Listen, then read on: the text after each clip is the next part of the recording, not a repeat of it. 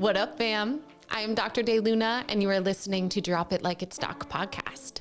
Today I have on Dr. Amy. She's honestly incredible. I love her so much. I learned from her in medical school, but aside from that, she's a naturopathic doctor that specializes in something called endobiogeny, which is a window into your internal world.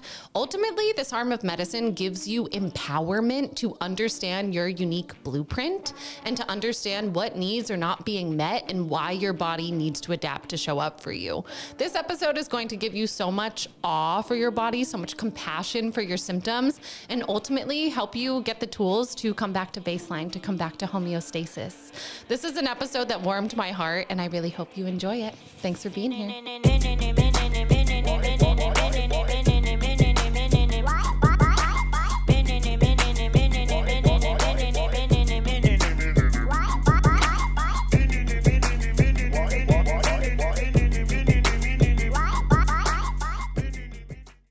Hi, Dr. Amy. Hello. It is such an honor, truly, to have you in the jungle with me. Thank you. It's You're amazing welcome. to be here. It's a great jungle. Thank you so much. I love the jungle. And, you know, I know that you are supportive of me in the podcast, so I know that you've been seeing it, but I don't know if you know how this starts, but you're about to get love bombed from my heart.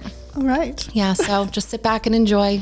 But I truly remember the first time that I met you, and it was at a conference because you were on stage and you were talking and you just had this beautiful smile, but such an open heart, and you were teaching something that I had never heard of before, something called endobiogeny, which we will be talking about today.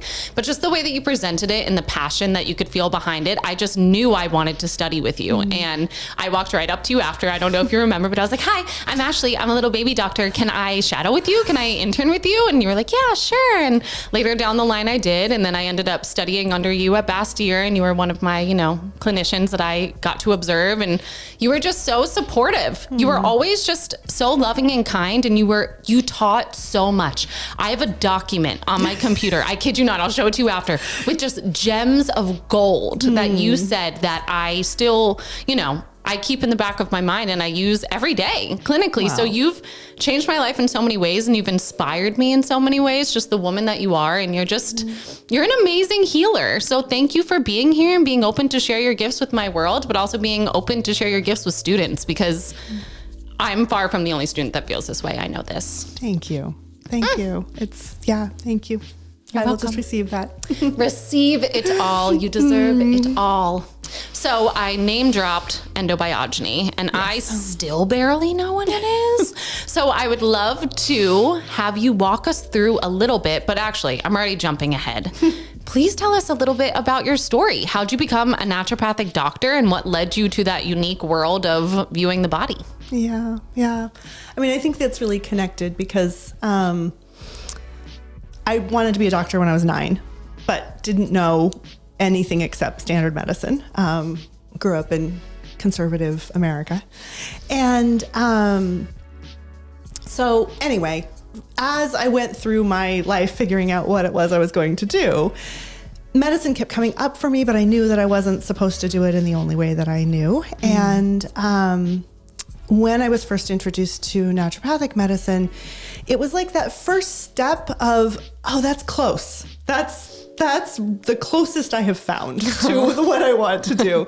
And I don't think at that time I could have described what that meant. But now looking back, it is this passion that I have for understanding how life works and understanding how humans move through the world, and being able to really hold like individual nature with infinite dignity and wonder and surprise and curiosity, and meet people in that, rather than any sort of, I mean, I had shadowed with a surgeon when I was in high school. I had spent a lot of time preparing for medicine in the way that I thought I knew it. And then to be able to really be with people in a way that was not hierarchical, that was able to, in one way or another, look at their whole system, that was, yes, deeply rooted in science, because my brain loves physiology and patterns and maps, but wanted that pattern, didn't want just like, here's the tool for this. I'm constantly seeking what's the pattern under that? And I also have a little intuitive radar that I call it, that I love to teach and I love to share with my patients what's happening with them. But when I go to say something and it doesn't feel like it's quite right, which there's a lot of things we say in medicine that we don't actually know. So they're not quite right. And I would go to teach a patient something and I'd be like, I don't think that's quite right. Yeah. So anyway, naturopathic medicine got me into all of that, got me practicing, got me working with patients, and amazing, and started me on that practice of working with patterns. And also opened me up to parts of myself that I had certainly not connected to, of really trusting my intuition and working, again, more whole person, so therefore energetics and how all of that does actually map into our body. And then it's that constant, like, wait, where are these answers? How do I get deeper? How do I actually understand the patterns? That then led me to doing postdoc work in endobiogeny. And then that just keeps unfolding in its own ways because of this kind of constant drive for me of, like, we are life forms along with all the other life forms, and what's all this relationship and dynamic, and how does it work together, and how do we actually meet each other's needs so that we all can thrive? Beautiful. This was something I meant to say in the love bomb, but you speak as poetry. I don't know if anyone has said that to you before, but the words, you're like, yes, I've been told that before. But you do, you speak in poetry, which is why you reminded me so much of my friend as well, because I haven't really met anyone other than you two that just speak in poetry. But it's the feedback I get when I write too. Is that it's like, it's just, like, it's prose, but it's coming out more poetic. So. And I also love that you brought up the word curiosity, because that is something that I admired about you, and that you were curious. You were curious about the patterns and the underlying cause, because even in something like naturopathic medicine, which is way more individualized than standard medical care, it's still, a lot of the times it's a one size fits all. This is what's going on. This is how you treat it with this herb, with this supplement. But that's not the world that you operate from. No. So what is endobiogeny? So endobiogeny is a systems theory medicine. So systems theory, Friedrich Capra writes about systems theory. There's a whole body of work around systems theory that is then utilized in multiple different fields, whether we're talking ecology or business so systems theory has certain rules. A system, especially an open system like our body, has to be self-regulating, and it has to be adaptable. So this is that kind of constant play that we're always in, of needing to manage our own physiology, needing to meet our own needs, and needing to adjust to what is happening inside our body, outside our body, needing to adjust what is real, what is imagined. And humans have an amazing capacity to imagine things that create an adaptive demand. And so as a system that has to be able to adapt, and that is therefore vulnerable as well, because we are vulnerable to the outside world with everything that we do. That vulnerability, that adaptability needs some part of the system has to be able to manage that. Some part of the system has to be able to interface with every cell, from conception to death, and regulate itself in order to adjust our physical, mental, emotional responses in order to deal with change. And adapting could be anything. So yeah, there's the little micro adaptations. Like ideally when I go to stand up from here, my body will adjust my blood pressure without involving my entire endocrine system. Yes. But in somebody who has, for whatever reason, a really narrowed capacity for adaptation at that time, they might have to involve more of their system, which is why that process of going from sitting to standing is more dramatic, or they have more symptoms.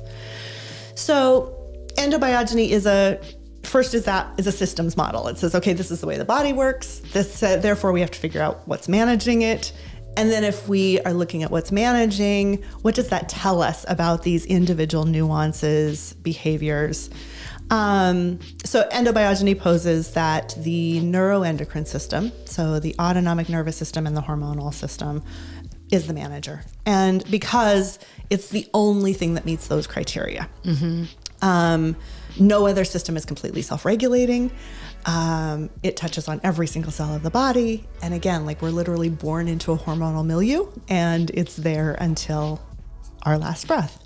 Yeah. So that, I think that in some ways that often comes across as, well, that just makes it complicated. And what I keep finding the more I practice is that, yes, all of that is fascinating, the way all the different hormones work in order to manage our adaptation. But what it really gives me is a physiologic and a very sort of mentally tangible lens to say, oh, here's who you are. Here's you as a human. Here's a way to sort of map your terrain. I get to see, your hills and your valleys, and I get to see the way that you have always moved through the world. And therefore, your strengths, your vulnerabilities, the ways that you shine, the ways that your body has to work harder.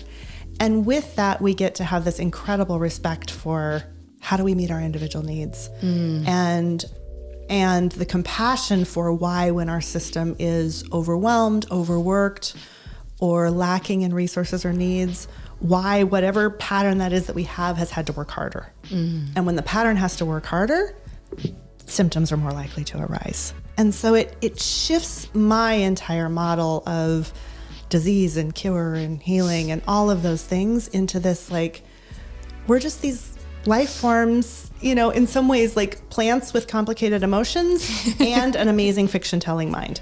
Yes. And this combination can make things really hard and can make things really beautiful. Yeah. And so through this model, we get to deal with all of that. We get to work with the stories we tell. We get to work with the impressions we have. We get to see, how is this working for you? And it's not really about, like, are your adrenals over or under responding? Yes, that's your map, but that just informs then why, under a particular adaptive demand, it's going to show up this way in your body.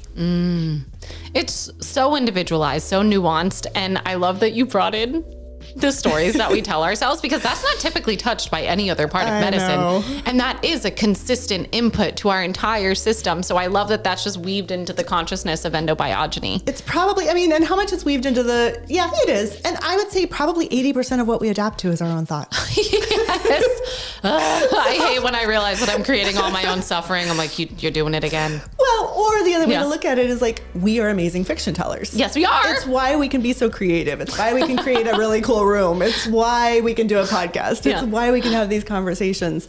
So it's amazing. We have this capacity to be incredible fiction tellers. We just also have the capacity to believe them or not. Yeah, that's the hook there, huh? Yeah. Yes. But also, I think that something that you also just introduced in here too is that the way that our body is adapting is so that it can bring us back to this place of homeostasis in which we are adaptable. And I think that so many people get stuck in identifying with that pattern or that symptom or that label, but really that's just their body's way of trying to shift things internally. Yeah, it's meeting their needs. Yeah, even in you saying that, it just gives me more compassion for myself. Mm-hmm. Yeah, I'm frequently telling people, like, the body is always doing what it's doing for a reason. Yeah. That does not mean that the patterns that it is using to do that are ideal. Mm-hmm. It doesn't mean that it's not creating dysfunction or dis-ease or discomfort. So it's absolutely, I'm always very in tune with and compassionate with the experiences that we have as humans, which can be so hard and create so much suffering. Mm-hmm. And again, how do we not add to the story that somehow our body's out to get us or is doing something wrong? Instead, it's doing what it's doing because it has this particular pattern, and because it's either become, chronically overwhelmed with something, or it's run out of its overall buffering capacity, or it doesn't have enough of that nuance to say this hurts and I'm okay. And what does that look like, and how do we help to restore that in the system so that healing is more about increasing resilience, because we're always going to have things we have to adapt to, and our bodies are vulnerable and they're going to get sick and have disease no matter if we do, like, quote unquote, all the things right or wrong. And so I also am constantly working to dismantle that story that exists in a big way in the wellness industry of, that if people got sick, they did something wrong. Yeah. And how do we correct that, and the shame and blame that goes with that? Or on the opposite, this idea that we can take all the things and do all the things and somehow, I don't know, live forever. Yeah. And it just isn't going to happen. So yeah. And I mean, I share everything with my listeners on this podcast. At one point, I was working with you, and I remember that, and it was in medical school, and you taught me so much about my body, about things that I didn't even know I was adapting to, things that you just pointed out to me that were consistent stressors. And I thought my stress was medical school. Right.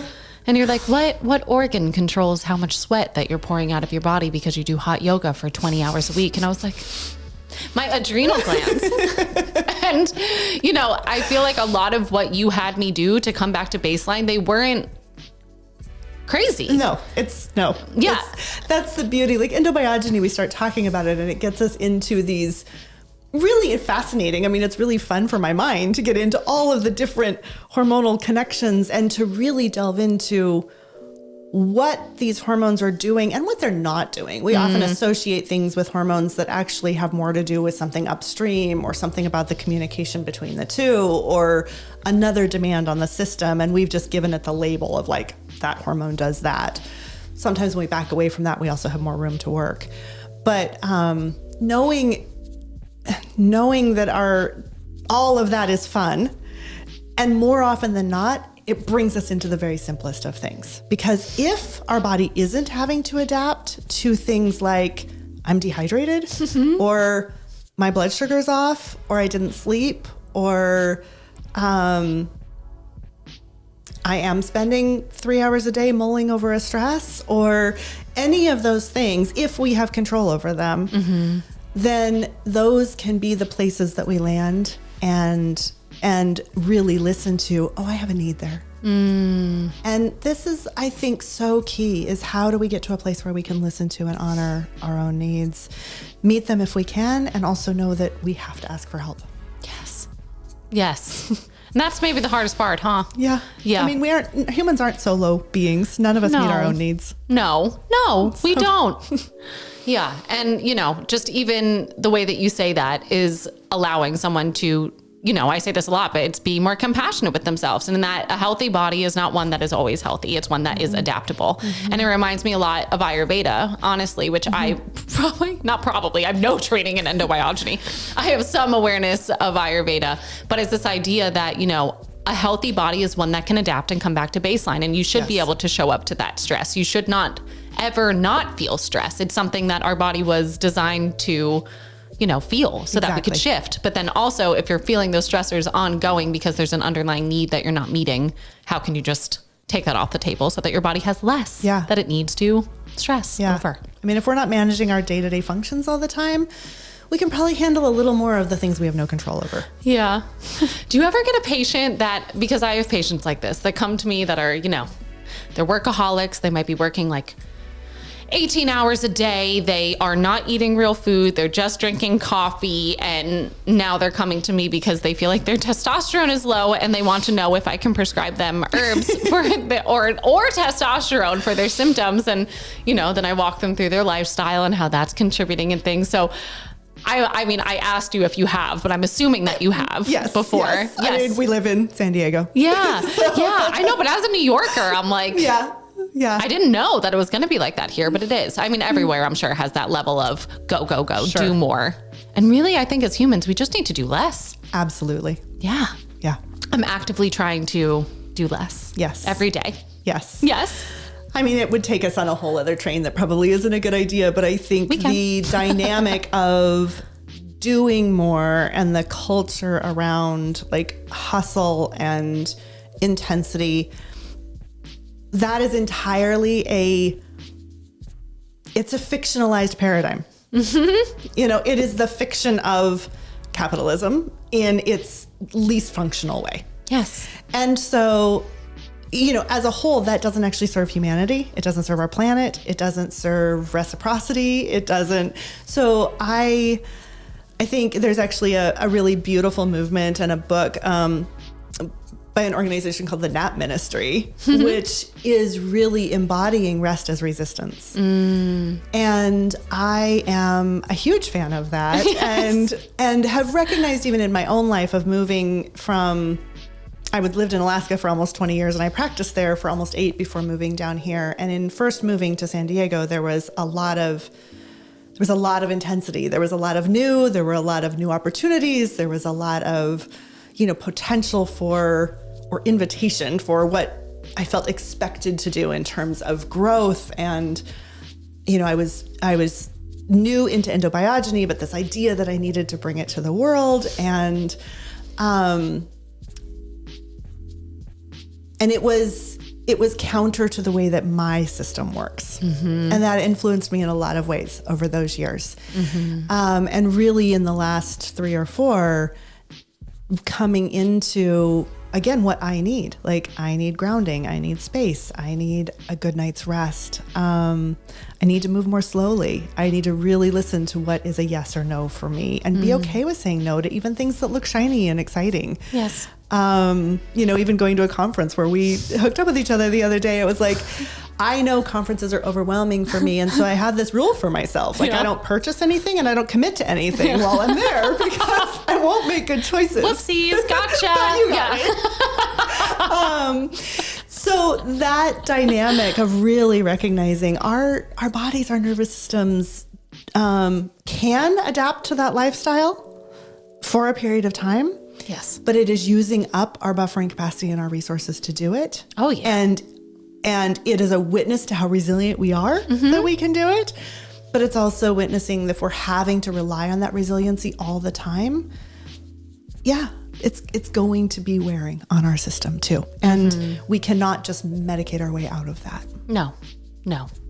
And just how many needs are unmet in that type of situation, right? So absolutely. Yeah, the short term, humans are amazing. Amazing. Incredible creatures we are. But we're not superheroes. No, we are humans. Even to do what humans do best, I believe we need rest and quiet. Like, humans are innovative and creative, and that doesn't come in a place of grinding work. It comes in those moments of, like, standing in my shower with the hot water running over me, or a nap, or it comes in those quiet times. I love quiet. My favorite thing is when patients are talking to me about, we're working on stress and we're working on adrenal health and, all the downstream effects of what is showing up in their body. And they're like, well, what can I do? Like, you can lay down, you can lay in the sun, you could draw, you could read, you could pet your dog, you could cook a nourishing meal. But, those are, I would say, in a lot of ways harder for my patients than doing. They are harder. Yeah. And I often then end up working with, why are they harder? What are the stories that we're telling ourselves, or what is the paradigm that we've been conditioned into that either makes those not feel like they're okay, or that we don't deserve them, or that they're going to take something away from what it is we're doing. Like, there are so many different paradigms in that. But I really find that a lot of us have some belief system around rest not being okay, around meeting our needs somehow being that our needs are too much, or too little, or we're too little, or we're being selfish, or there's so many different things that come up in this. And and it feels too simple. So in a world that says, like, there should be I feel really sick, something is really wrong, therefore it needs a big fix. Being asked to slow down, I think I often introduce carefully with people, because I think it can come across a bit like condescending or not recognizing how intensely they're feeling bad. You know, and it's like, I do get it. I understand. Yeah. And we're going to do all the things that we can, but in order to get traction in any of them, some of these very basic things are on the table. Absolutely. Yes. And I'm always my bluntly honest self. So I'm sure I come off as that sometimes to my sweet patients. I'm sure I do, honestly. But, we live and we learn. We do. I would love to get nerdy with you and talk about the autonomic nervous system as Endobiogeny describes it. Yeah. Yeah. Because that was monumental to me when you taught me that. I remember you drawing it on the board. I still think about it all the time. So I would love for my listeners to learn this incredible information. Okay. So, kind of just for listeners. So autonomic nervous system is the part of our nervous system that is doing the things we're not thinking about. So blinking, sweating, digestive function, etc. And it has 3 phases or stages to it. So 3 different elements that are working together. Also, when we're thinking about the autonomic nervous system, it's where we are receiving input and then kind of calibrating that input to the rest of the body to say, like, here's what we need to adapt to, or here's how intensely we need to adapt. So the autonomic nervous system has 3 different phases or stages. The first is the parasympathetic. And parasympathetic is where it sets our base rate of metabolism or production of all of our secretions. So saliva, the amount of saliva that we produce on a general day-to-day basis is governed by the parasympathetic. The amount of pancreatic enzymes or stomach acid or liver function, bile flow, all of these things are parasympathetic, governed at their base rate of metabolism. The parasympathetic also is our place of receiving sensory information. So it kind of sets that base rate of receiving. So when we think about how we are constantly nourished by beauty, connection, the way that our sensory system is actually 99.9% of the time bringing in information that is neutral or pleasurable is really key, because that is constantly bathing our system in, we're okay. Like, we're sitting in a chair, we are stable, we've got enough resources to be able to adapt. So this is a really key element where the parasympathetic is playing this role in how we receive our nourishment through our digestive tract and how we receive our nourishment from life itself. And the parasympathetic can be adjusted in order to meet nutritional demands. So if we are, let's say we have pizza and beer and it's a really difficult to digest meal, the parasympathetic activity will become increased in order to increase digestive enzyme production, in order to impact the rate of motility in the gut and make sure we actually can digest that meal. And because parasympathetic is also associated with some hypnogenic factors in the brain, that may also be why we feel sleepy at the same time as we're trying to digest that meal. But that is a solicitation of parasympathetic to deal with digestion. And like anything in the body, when one part of our system is solicited to do something with more demand, in some ways it decreases its flexibility in other areas. So the more parasympathetic may be having to work with digestion or meet that base demand, the less flexibility we may have in heart rate response or in other aspects that parasympathetic governs. So that's our base rate. Then everything that is made or received through the parasympathetic system is concentrated or readied for action by the alpha sympathetic. So we have 2 parts of our sympathetic nervous system. Alpha is noradrenaline as the neurochemical. Again, these are throughout our whole system, brain and body. And noradrenaline concentrates, prepares, readies. It gives us that ability to pause and respond or release when appropriate, rather than just simply, I made and now I release. It allows what we made to be more efficient. So again, like saliva, we make it, and noradrenaline plays a role in closing the sphincter, allowing water to be pulled out of the salivary gland so that saliva is more potent. It's actually going to work better to digest our food, and then be released when it needs, so that we're not just drooling all the time. Yes. Which is helpful. Yes. Some people do drool all the time. Some do, yes. And then the beta sympathetic is adrenaline, which is the actual release or movement.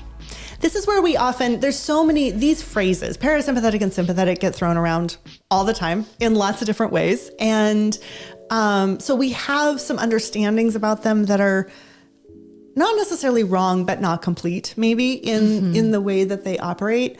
And so a lot of us associate like that feeling of standing on the edge of a cliff, getting ready to jump as adrenaline. And that's actually noradrenaline. That's that preparing. That's that state of tension and readiness that because it is so intense and extreme, we're actually shaking. Like we're in a state of such tension that it can't release. It's bound.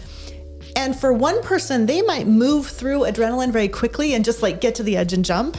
And for another person, depending on their constitution, they might get to that edge and their noradrenaline activity is so intense that it actually blocks their adrenaline and they can't jump, they can't move. They're frozen, they're shaking, and they actually need to, either do something that brings that tension level down enough to allow for adrenaline to move. And this can be happening within our body as well. So again, parasympathetic can be adjusted, alpha sympathetic can be adjusted to meet the demand or based on the intensity of the demand or stressor.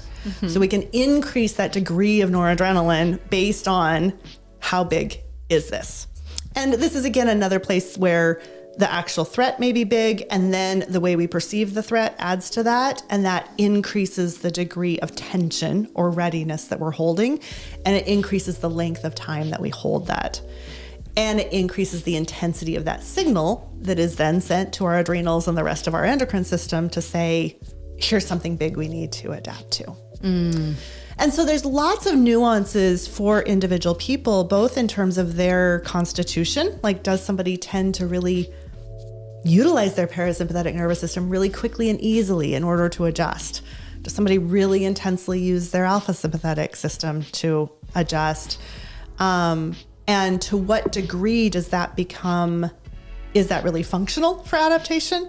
Or to what degree does it become kind of dysfunctional? Because in that state of exaggerated alpha sympathetic activity, we are constricting blood vessels, we are concentrating fluids, we are drying things out.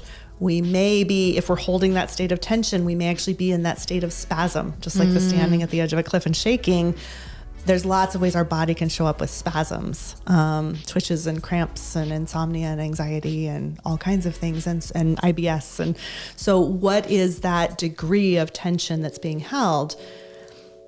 And then because the autonomic nervous system is really just calibrating the way that the endocrine system is going to help us to adapt, we then have to step back and say, what is soliciting the autonomic nervous system to be this way? Is it an external stress? Is it an external stress combined with a perception?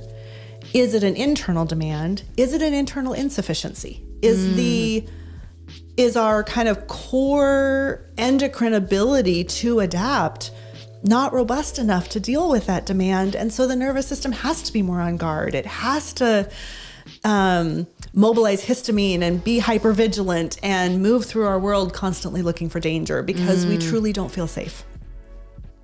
There's so many nugs in there that I will try to pull out. But that was one of, honestly, the greatest things that you ever taught me was the histamine and the alpha sympathetic system and that on guard, that spiky feeling in which you don't feel safe, you're on edge. And, histamine intolerance and mast cell activation syndrome and all these things are so common and almost like buzzy right now. And this perception, I feel, could be monumental if it was almost just integrated into consciousness so that people understood that that's the root of it. That's what your body's adapting to. It doesn't feel safe. And then even going back to then the parasympathetic, how many individuals are clearly eating foods that their body hates. They know their body doesn't like them. They know it. And they then choose to eat it. So then they eat it and they get full of mucus. Yes. So mucusy. Yes. And, just how that can then go down the line. And I'm sure, there's many different stopping points on that cycle, but those were just two immediate things that came up to me. Yeah. So it's a mucus causing food. I don't think so. No, the food is not itself mucus causing, but the way the body is adapting to the food shows up with mucus production. And this is where it gets really fun to drill in and actually be able to sometimes show people like, well, the parasympathetic was solicited, so we made more secretions. TSH was solicited to initiate the pancreas to make more digestive enzymes, and TSH can also favor more mucosal congestion. And this is how we end up with this in this particular space. Histamine in particular, and I'm actually really glad that you pulled that one out because histamine, I think, has gotten this really, it's like become the enemy of the body in the way that we talk about it right now, as if it somehow shows up out of nowhere and then, oh no, our body can't process it. Histamine is essential for adaptation and function. And when I talk about it being part of the alpha sympathetic, the term we use is autocoid, or like helper. It plays a role in delaying the release of adrenaline. So it helps us be in that pause and respond state. This is really important. Like, humans need to not be lizards. We need to pause. We need to respond. We need to have skillful responses. Yes. And histamine plays a role in that. Histamine speeds up the brain. It helps us come up with these, a creative and immediate solution when there's something we need to do. And it plays a role in that kind of immediate defense or kind of innate immune system aspect to say, okay, I just got something in my stomach, or I got something crossing my skin barrier that I can immediately neutralize. This is the inherent importance of histamine. So we have a lot of histamine in our mucous membranes and in our skin. So anywhere that has an interface with the outside world, because being vulnerable beings and interfacing with the outside world is harmful, potentially. And so we have all these capacities for both building tolerance and for being able to respond when we need to. So from that perspective, the more an organism is on guard, it's going to utilize its methods of being on guard, whatever those are. And histamine is one of those. And so when we look at things like post-COVID, where histamine issues are often an issue, or mast cell disorders also associated with things like hypermobility. For me, it's teasing into these aspects. What is it about these particular conditions that increased the degree of vulnerability that particular body felt? That then, because the vulnerability was what it was, and the way the body responded became exaggerated in the face of that vulnerability and get stuck in a certain way. Yeah. So the autonomic nervous system can get kind of stuck in, which is really what dysautonomia is. It's like it's stuck and contracted in a particular pattern. It doesn't have its full flow of flexibility. And that's often in the face of other aspects of not getting the cues through the endorphin pathways, through the parasympathetic nervous system of I am safe, I am okay, I have the resources to adapt, that would normally kind of calm all that down. Yeah. So just like we have these abilities to be vigilant, we also have massive abilities to release chemicals all within the body that say, we're okay, we've got this. Yes. And that's this part that I keep playing with a lot, is how do we really like support and build our endorphin banks, our sense of internal hug that lets us know we're okay on a regular basis, because then we can actually be resilient for a lot. Yeah. And how do you do that? That's probably a big question. It's a big question. And I don't know that I have the answer. I have theories. Yeah. And what I've been working with is that, again, endorphin science has been science is always interesting. We only get questions to the answers we ask. And often we're asking a question in a way that doesn't, like for endorphins in particular, we measure when they're released because that's what we can measure. But endorphins are our internal hug. Endorphins bathe the ventricles of the brain. And so they're both released like across neurotransmitter nerve signals, but they also are released into the ventricles. And all of the brain pieces that are lining the ventricles are a lot of these places of, how am I going to manage this stress? Like, how am I going to be creative about this? How much am I going to have an emotional interface with it? What are all these links and connections that we're going to make? Those all are in that periphery of the ventricles, and then down the whole cerebrospinal fluid. So endorphins are released into that space. And that's why I think of this like internal brain hug. Everywhere in the body, endorphins are released everywhere. In immune cells, in bone, in anything. And everywhere that they're released, they play a modulating effect, meaning if the body needs more of something, they support that. If the body needs less of something, they support that. So they're very dependent on what is needed in order to provide a more harmonious response. And this is why the research on them has been kind of confusing, because it'll say, well, they increase appetite and they decrease appetite. Yeah, they do both, depending on the need or that modulating effect at that time. So the studies have been on what releases them, but what releases them is a sense of stress. We release them when we're in pain. We release them when we run a marathon, which is painful. Yes. The body actually has to release all kinds of things during a marathon to say, you're okay, in order to survive it. And so that's okay, we can do that, but it's soliciting this big store of hug that says, like, this really hurts, but I can survive this. Yeah. Similarly, like spicy food releases endorphins. Ooh. Well, yes, because there's a pain signal also with spicy foods. So they are released under a demand, but they're built, I believe, under an attentive state of beauty and pleasure. So I work with people on really tapping into their senses, what things on a daily basis, are pleasurable to them. So soft dog ears and jasmine blooming and a conversation with a friend and a bite of chocolate and, all the things. And each of us have our own lists. But I have people consciously make the list because that starts to point our attention towards those things. So that when I slide into my bed with clean sheets, it's not just in the background. It's actually in my attention that that's something that's really pleasurable to me. Yes. And we as humans tend to give a lot of attention to the idea of harm or danger or what are we looking for. But we have the capacity to give a little bit more of our attention to this fact that life is always nourishing us in these other ways. And this came out of really even doing some reading around people who've lived in awful, awful circumstances, concentration camps and in war. And much of the writing that comes out of those places, they talk about the cloud that slid by the tiny window in the top of their cell. Yeah. Or the flower that bloomed in the sidewalk. And those pieces of poetry, those writings were really kind of landing in me as there's a reason that those are the things that we seek out in really extreme circumstances. There's a reason that those are the things that stick with us.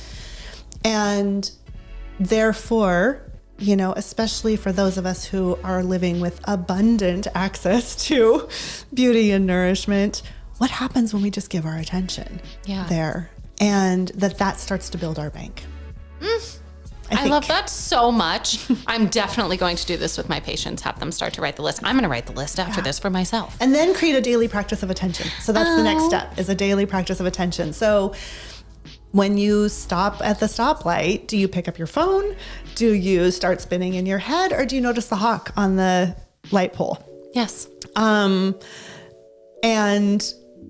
And again, it doesn't take going outside of ourselves. It's just moving through our day. And do we just pause for that moment to notice the sensation that is coming in that moment? I love that so much. You always teach me something. I didn't have a doubt that you would be teaching me all sorts of fun things, but that's such a beautiful nugget. It's really fun. It's really fun and, doable. Yeah. Very doable. And I think as humans, I don't know if it's just my brain. I know it's not just my brain. I know it's everyone's brain. We tend to focus on the negative or the challenge or the struggle or the when will it be better? And the thing is, it's never going to be better because it's always going to be evolving. So how can we find peace in that situation? And a lot of the time it does come down to appreciation.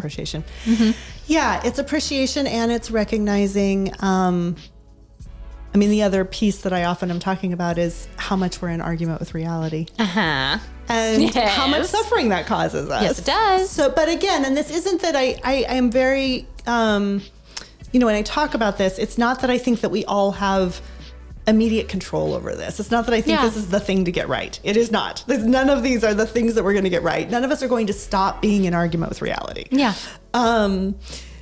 And we're not always going to sense beauty, and sensing beauty isn't going to make all of our symptoms go away. No. So, but there is this, how do we human a little better? How do we human with a little more bandwidth? How do we human a little more gently? And what does that then mean for our societies and how we treat each other? How we leave room for creativity, how we actually explore, how we hold the room for each of us to show up differently. Yeah. And so, that piece of, yes, we go to the negative, but so often we're going to the negative in that idea that somehow life should be different. And that's not to say that there are not things that constantly come forward that need our attention for change. Yeah. They do. Big things that need our attention for change. And that's still different than that space of constantly kind of being in just that argument space. Absolutely. Absolutely. I couldn't agree more. And that's something that I say a lot, just even to myself, to my friends, to my patients, that if you're continuously struggling with something in your life, it's probably because part of you doesn't want it anymore. So can we shift in a way that we can allow that part of us to be released and to evolve on to the next step? But it's like the release that's so hard. And then that brings you back to your autonomic nervous system curve. It's the release that is, I think, is hard. Takes us back to rest again. Yeah. But if we're stuck in the tension place, release is hard. Yeah. Like, sometimes people push us off the cliff. Yeah. Yes. Yes. Or we take a deep breath and our nervous system comes down just enough to be able to do it. Or we reevaluate and maybe we didn't want to jump. Yeah. Yeah. I could just picture myself going through that whole curve. And I've talked about this before on the podcast. My mom was actually on an episode, which is so funny. And we talked about how she taught me that when you're mad, you throw things. That's what she taught me. I love that. It's so funny now. And like, I still catch myself when I'm mad. I like feel my muscles and I think good. I'm like, no, we're not breaking something else today. But it's usually what would happen to me. I have so many memories of this in my head. The amount of cell phones that I've broken because of my sweet mother telling me, like just exemplifying that this is how you release tension. You know, I'd be so upset about something. I would feel myself shaking. I would throw it and then I would cry. I would sob and be like, I wish I didn't do that. But then that's the release, and that's bringing me back to baseline. Yeah.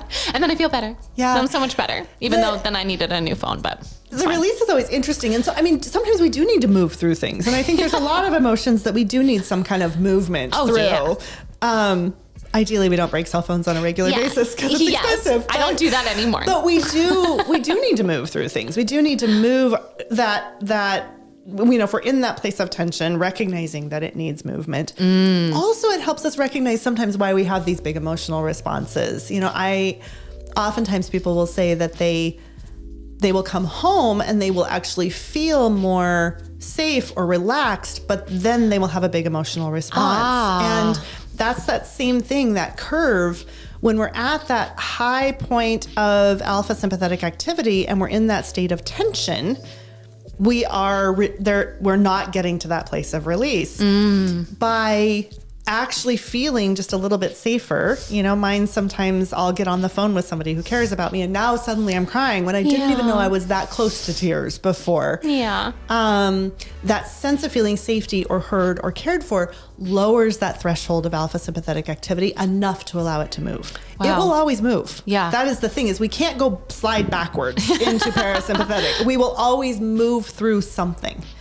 Now, the intensity of how we move through it depends on how much intensity built before then. Yes. But we do have it will be a movement. So, and if it's a big movement, we also may feel exhausted afterwards. Yes. Yes. Yeah. And I love how you said that it could just be a conversation with a friend, because I feel, even in myself, and I'm such an outspoken person, but if I have something I need to say, and if for whatever reason I'm not saying it, it consumes me. And I feel it in every cell of my body. I feel that tension pick up.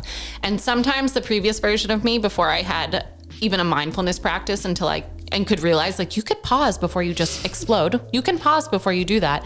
But it would just be this full-blown release of words, but then I would feel better. And now, they don't come out as daggers anymore, but still, I always feel so much better after I say what I need to say. And I think that's almost a subtle window into that curve that you're talking about too, that people might feel every day. And, they might get the ball in their throat. They might get the nausea in their stomach, but it's because that concentrating, that tightening. Yeah. And then it all soothes. Yeah.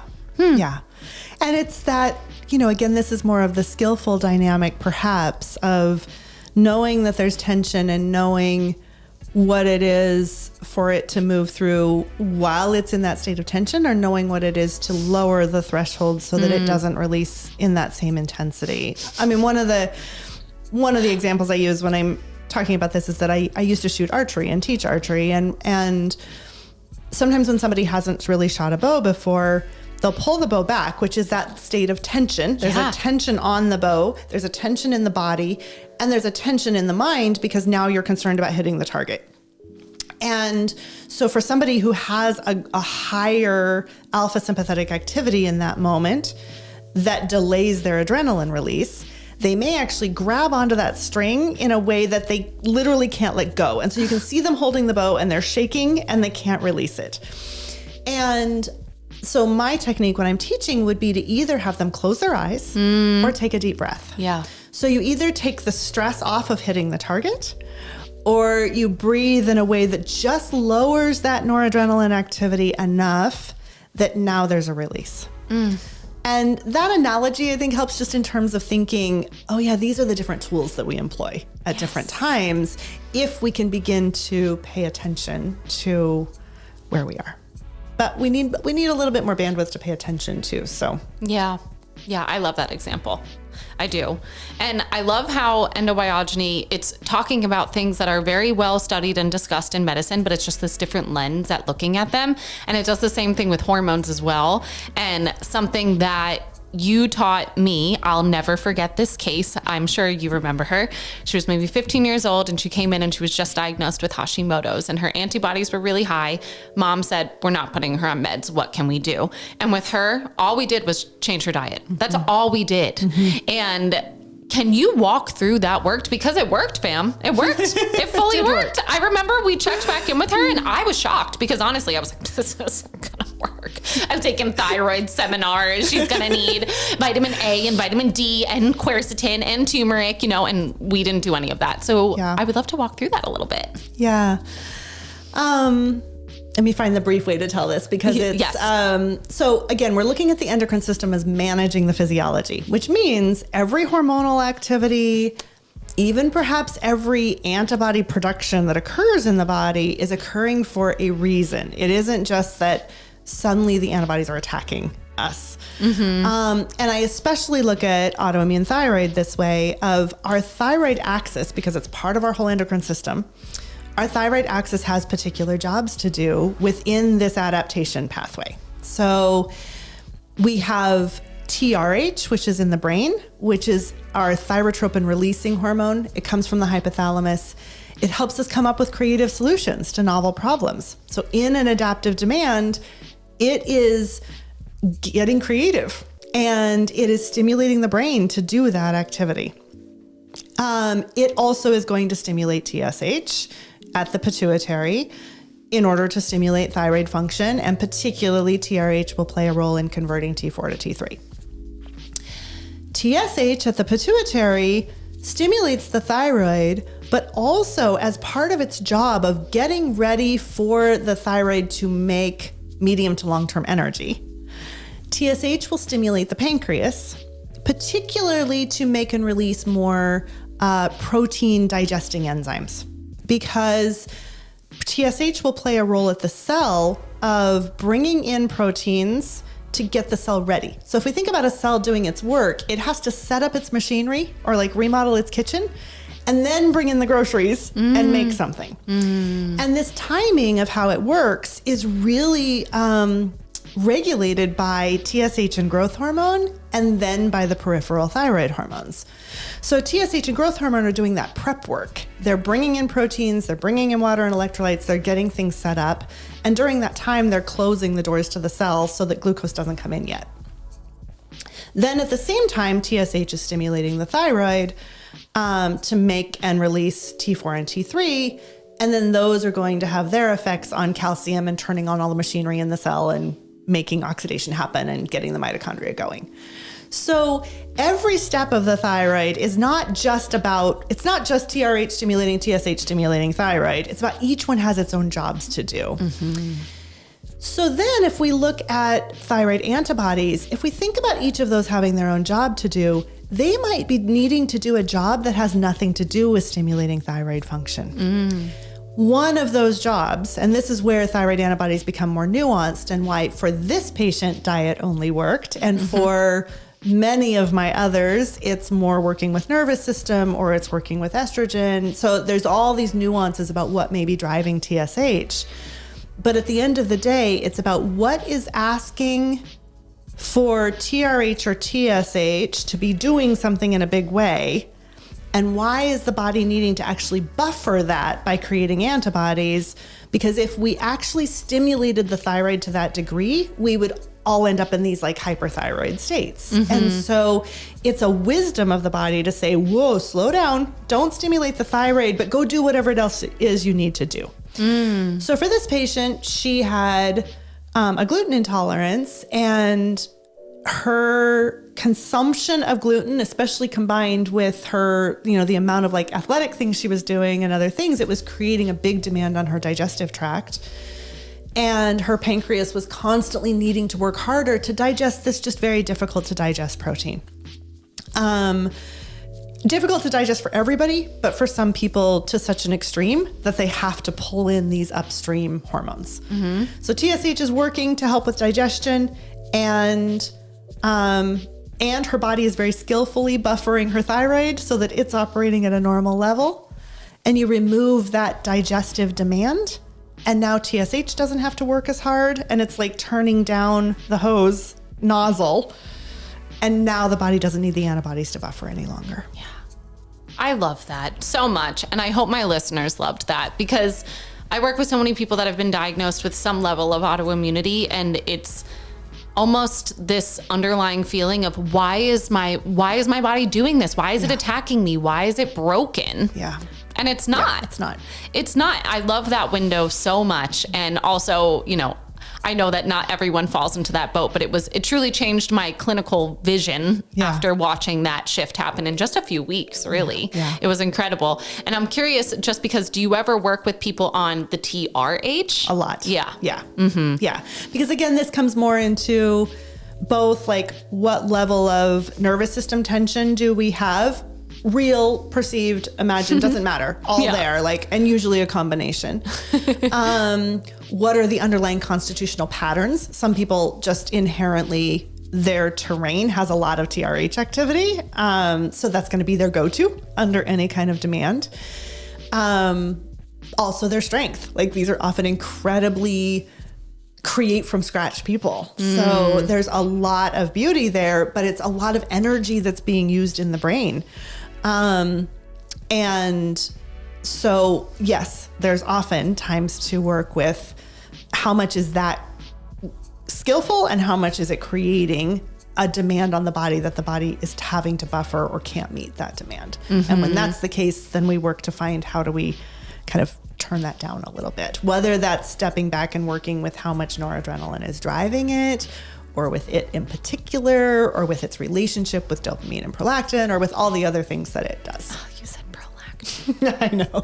I love when you talk about prolactin, because it's like this mysterious thing. Prolactin, I know, it's such an amazing hormone, and it does so much in the body, and we only talk about it in this little tiny snippet, but.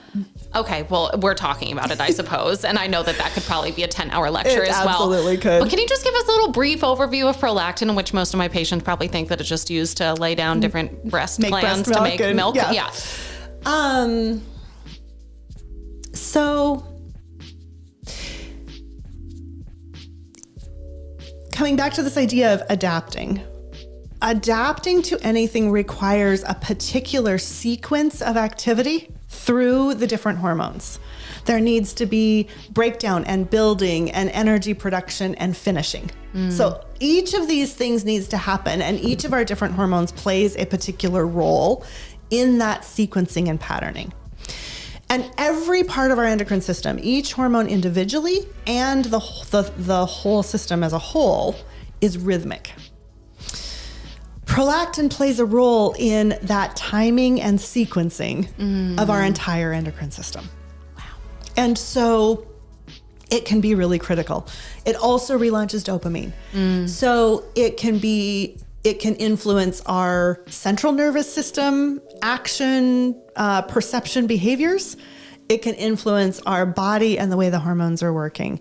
So in balance, it is helping with that rhythm. It's helping with that timing. It's giving us that sequencing to be able to move through each step of adaptation in order to do what needs to be done at each step and complete the process so that it's done and finished and we can move on.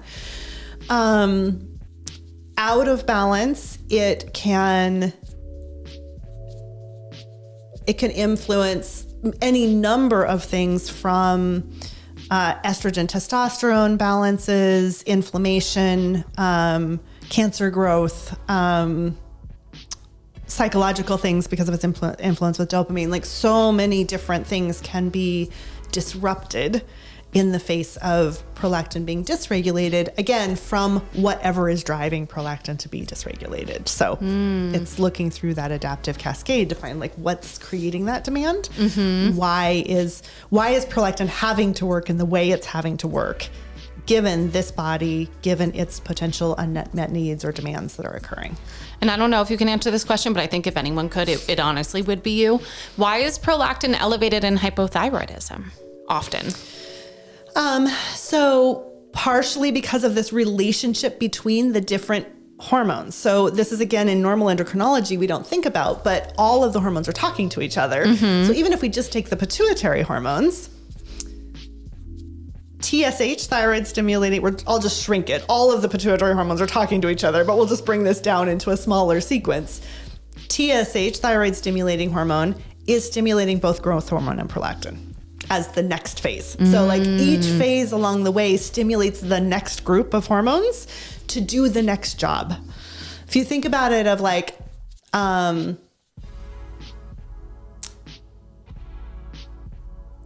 trying to think of an analogy that would work, but let's say I'm building something and I need to both like make the material and lay down the bricks and create the final structure.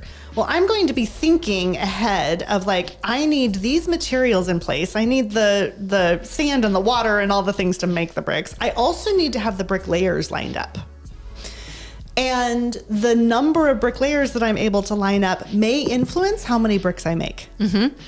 This is this feedback that's occurring in the body. So one thing needs to happen, and it's preparing the next step to do it. And it's also being modulated in how much it's doing by what's coming next. So this is that interface between prolactin, it's the next phase in this whole adaptive cascade. And so if there's insufficient thyroid activity and TSH is having to work harder, or TSH is having to work harder for other reasons and thyroid function may or may not be influenced, we may also get this stimulation of prolactin. That's one of the reasons. Yes. TRH also stimulates prolactin. Of course it does. So there's other factors in there. Yeah. And we can see prolactin when we're talking about the whole endocrine system and its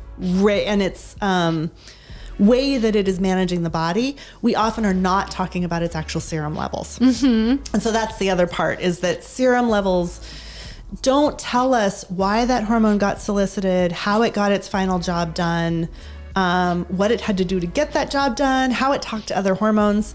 So the model in endobiogeny is looking at blood work, what's in the blood, like our red blood cells, our white blood cells, our enzymes, et cetera, as a reflection of how the body did its job. And that reflects back into what is the actual activity of this hormone. So like, what's the activity of cortisol, taking into account that cortisol has is bound to proteins, has second messengers, has different receptor types. We can't measure all those individual things about a hormone, but we can look at the end of the day, how did it get its job done? Just like if we were looking at a bakery, we wouldn't measure the production of the bakery by just how many bags of flour went in the back door. We would look at like what was the actual bread and the quality of the bread produced at the end of the day. And this is a little bit of that difference when we are measuring hormones or relying on serum or saliva or urine as our only marker of function. We're missing some of those pieces. Yeah. I forgot that you put all the values into this special thing that gives you this window into how everything is asking those to be produced, degraded, all the things. Yeah. Interesting. I fully forgot about that. Well, it was hard to use on shift. So we talked more about physiology than, But still, you used that to help us understand what was going on with the patients. Yeah. Yes. Incredible. I love the way that you view the body. And every time I talk to you or observe you or see what you're doing, I'm like, I want to learn more about that every time. And something also that I had in my little notes from way back when, which I think would be just something fun for listeners to hear, is you can see how different hormones show up in physical appearance, even in the way that someone's hair curls or their eyelashes overlap. Can you just give us a little brief, fun little nuggets that people can just play with? Yeah. I mean, again, it's under the premise that if our endocrine system is managing our physiology, then it's managing our physiology. It's managing our appearance. It's managing our structure. Now, of course, we have our genetic blueprint, which is our genetic blueprint, but our genetic blueprint is also what is influencing our particular endocrine terrain. So these are all nuanced together. So yes, we use I use a patient's history, the way they've gone through their world, the way they've gone through their life and their physical exam as my initial indicators of what is this person's map. Some fun ones are things like length of eyelashes. So the length of the eyelash is partially determined by follicle stimulating hormone, which is the pituitary hormone that stimulates estrogen in all humans. The curl of the eyelashes is more associated with thyroid stimulating hormone. What's fascinating is that some women will find that their eyelashes actually change in length and curl through their cycle. And that's witnessing sort of the degree of solicitation of FSH and TSH in their particular body to manage those hormones during that time. TRH can play a role because it's playing a role in the thoughts, the creative thoughts, the circular thoughts.